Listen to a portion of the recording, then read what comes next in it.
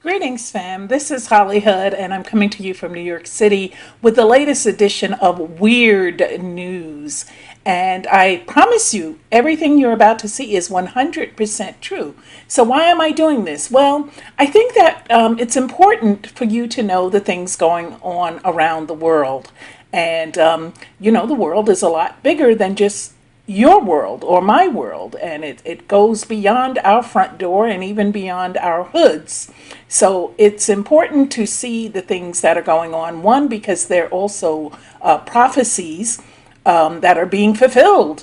And so, without any further ado, let's jump into today's edition of Holly's Hood News, Weird News Edition. Thank you so much for tuning in. Stay tuned. Okay, first up in Texas, there was a record breaking 13-foot, 900-pound alligator. And he was found just strolling along. I understand that in certain southern states, this is common to find crocodiles in your swimming pool and alligators on your front lawn. And I don't know who this guy is or what he's doing. Is he trying to talk to the gator? Well, that's pretty dumb. That's why sometimes these things turn out like this. Okay, so next up, here we have Azealia Banks. She went to a party at Russell Crowe's hotel suite, and she was the guest of RZA, who was actually invited, and he brought her along. Well, while she was there, she got into a confrontation with Crowe, and she called the police on him and told them that he called her a nigger and assaulted her. According to Crowe, she was misbehaving and being abusive and rude, and so he attempted to just get her out of the party. Let's see how this one plays out. It sounds like some kind of weird publicity stunt, but we'll see. Okay, Halloween is coming, a holiday that I certainly don't celebrate, but all of these revelers who do celebrate, well, you can stand in line for your very own Trump mask. And this butt ugly mask of Donald Trump it's making the rounds. So many people find this something to wear. He's going to be very celebrated this Halloween. Okay, but not everybody is celebrating him. He was sending out these Trump campaign contributions, and one woman sent him her pubic hairs. She said, "Dear Mr. Trump, I am not able to mail you my actual blank. I'm going to leave that blank. So I've included the next best thing. Cheers, Emily." Emily, that's disgusting. I mean, really, how? That is so unclassy. But it takes all kinds. Okay, moving on. A conspiracy theorist was found dead after this weird text message to his mother. Max Spears, 39, was found dead in Poland, where he had gone to talk about conspiracy theories. In a chilling text message to his mom just days before his death, Max wrote, "Your boy's in trouble. If anything happens to me, investigate." Now, he was staying with a woman who he had not known for long, and this is his mother quoting. She told me how she found him dead on the sofa. But I think Max had been digging in some dark places, and I fear that somebody wanted him dead. Max made a career out of investigating UFO sightings and alleged cover-ups. He was also said to be probing into the lives of well-known figures in politics, business, and entertainment. Now, obviously, this story would be of concern to me because this is what a lot of people consider me. They consider me a conspiracy theorist. A lot of people don't like what I do and how I expose things. And I can tell you, I get invited a lot of places. I've even been invited to Africa. And I was told I would get an honorary degree. And it just sounded too good to be true. So I declined. Because once you leave your safe space, your comfort zone, and you go to parts unknown, well, you can open yourself up to a lot of things that you may not like. And that's why we've got to use discernment, which the Lord gives us. He gives us discernment. And we have to know when it sounds too good to be true. It probably is. So I hope Max is okay, but they haven't found him yet, and this happened a while ago. So I suspect that he's probably well, actually, no. I'm sorry. Let me back that up. He was found dead, so he's not okay. Okay, it's a little late and grandma's tired, so forgive me, but I didn't want the day to go by without you guys getting these reports because they're so important. So I mess up sometimes. I probably mess up a lot, but guess what? I'm old and I'm entitled to. So sue me. Okay, moving on. And God bless you, Max. I hope you rest in peace. Disney has decided to stop using cigarettes in their movies and their presentations. Well, that's very noble of you, Disney. You've certainly put out enough crap to finally decide now that you don't want to promote smoking. Okay, well, I guess it's better late than never. Okay, here's something I found really interesting, and it's actually something that I aspire to, not to be an actor or a model, but just to get in shape. Wang Deshun is an employed 80-year-old actor and model. He is cut. 80? Get out of here. And that's him on the runway in Beijing, China, and he gets a lot of work. He works in a lot of the kung fu movies that are made, but he also said in an interview that although he does the work in the movies, he doesn't do the actual fighting scenes. He says, I'm too old for that. Well, Wang, you look good, and God bless you. And he has a real strict regimen that he follows, including working out. And he said he didn't even start working out until he was in his 50s. So there's hope. Okay, next up is there's this weird killer clown craze that's going on. It's going on from the US to Europe to all over, where people are dressing up like these killer clowns. So they're not happy clowns. They look mean and ugly like this one in the picture, but they're also breaking the law. They're doing very bad things. They found these killer clown people trying to break into people's houses. One even had a knife on him. This kid was arrested because he had some kind of weapon on him. And the craze started back in the U.S. back in August, and since then several reports have emerged, ranging from bizarre to the downright sinister. In one of the more recent reports, a mom claimed a man dressed as a clown tried to kidnap her daughter at a bus stop as she cradled her. In another incident, a creepy clown allegedly tried to lure children into the woods near a residential area. And it seems the craze proved too much for a group of students at Penn State University. After hearing reports of creepy clowns lurking on campus, dozens of students went on a rampage in a bid to hunt them down. And I understand that several people were beaten up during this rampage.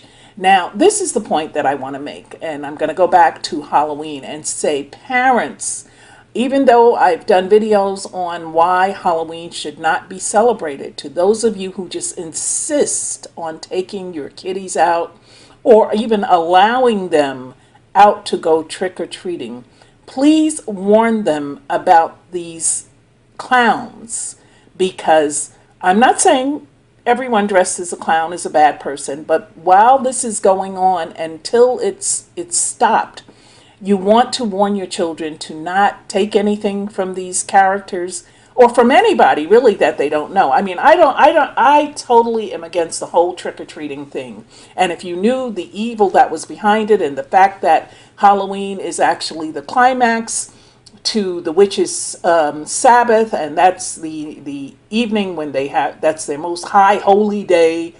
I mean, come on, you're teaching the kiddies to participate in this demonic thing. At least keep them safe If you can't go with them, get somebody who is an adult, not a bigger kid, but an adult, to go with them and to monitor everything and to not let them eat or touch anything until you get home.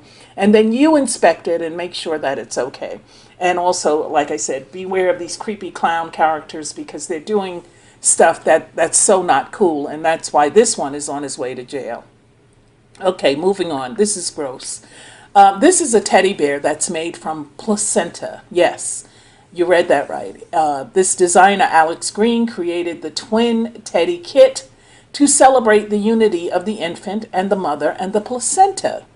It is made from the placenta of a human woman, and apparently the placenta must be cut in half and rubbed with sea salt to cure it, and then treated with an emulsifying lotion to make it soft and pliable. Then it can be fashioned onto a teddy bear. As you can see from the jar, it's more of a keepsake and not a cuddly bear. Whatever it is, it's gross. And for those of you who don't know what placenta is, let me give you the definition. It's the sac-shaped organ that attaches the embryo or fetus to the uterus during pregnancy in most mammals, including humans. And the blood flows between the mother and the fetus through the placenta, supplying oxygen and nutrients to the fetus. And it carries away the fetal waste products. The placenta is expelled after birth and it's usually thrown away. However, in this case, this genius had the idea to make a toy out of it. It's gross and I hope no one buys it, but I'm sure someone will. Okay, here's another thing that is just off the beaten track. They're making sex robots now with warmed body parts. And these two ladies that you're looking at are two of the robots. So they're made very human-like, and they could soon all have warm skin in all the right places, according to Matt McMullen, who is the boss of the robot firm Real Doll. And he says they could even help build stronger relationships. Now, this is nothing new. I'm sure a lot of you have heard of the blow-up dolls. They've been around forever, but they look like plastic dolls. So this is taking it another step further, and it's made solely for the purpose of sex. And so he says, this creator, that we're specifically looking at heating particular areas of the body. I'll let you use your imagination on that, rather than the entire body. And then he even elaborates even more in case you don't get it. He says, from an intimacy perspective, when you touch the material, it's very soft and smooth, reminiscent of skin, and it does have one of the qualities of skin. I cannot think of anything more demonic than that. But this is the world we live in. Welcome to the new age. Okay. Those of you shopping for housing in London, beware, because you've got, and this is just one of them. I actually saw about 24 of these ads where people are looking for women who are looking for rooms or somewhere to live, and they want sex in return. And they tell you in the ad, I've got a nice clean double room available for a female, rent-free. Some sort of sexual favors are expected in return. I'm 34, fit, white, good company, discreet. Work a lot so you'd have the place for yourself quite often. I don't think I need to tell you that that's probably not a good idea because, one, it's not free if you have to provide some type of favor for it. And then the other thing is that what happens when they get tired of you? So then you're out of a place to live because they're ready for the next one to come in. Not a good look, ladies. I would pass by on this. Okay, next thing, money. All right, this woman ordered wings from Domino's, and instead of wings, she got $5,000 in cash, which was supposed to be deposited. I don't know whose idea it was to put the cash in a Domino's box, but they did. And this woman, she returned the cash. And what did she receive? A year of free pizza. How cheap, Domino's. The least you could have given her was a couple of $100. But who am I to say? And not only that, I mean, I don't do pizzas. So if I ordered the wings, I have ordered the wings from Domino's. They're great. And I like the cheesy bread too. So if I had ordered wings and cheesy bread, I wouldn't want a year of free pizza. Duh. I'd want a year of free wings and cheesy bread. But that's just me. Okay. Talking about money, well, visitors to the Guggenheim Museum here in New York City can park their butts on the solid gold toilet, which is located on the fifth floor in case you're interested. This work of art, which was created by Maurizio Cattelan, is flushed with success as visitors line up to sit down on the bling bowl. So you can actually use this solid gold toilet. It's totally workable. All right, and then last in this lineup, but not least, because I'll be doing more of these, is the world's tallest teenager. He has reached a record-breaking height of 7 feet 8 inches, and he's still continuing to grow. His name is Brock Brown, and he was officially the world's tallest teenager before becoming too old for the 18 and below classification. He's growing at a rate of 6 inches a year, and if he maintains that rate, the 19-year-old from Michigan could easily surpass the current world's tallest man, who is Sultan Kozin, and he stands at 8 feet 2. Now, Brock was diagnosed with Sotos syndrome, which is known as cerebral gigantism, when he was just 5 years old, and his mother was told that he would not outlive his teenage years. And this shows you, too, the doctors don't always know what they're talking about. But the condition affects 1 in every 15,000 people. Now the doctors are confident that Brock will have a normal lifespan despite his health problems. And I understand he's in a lot of pain.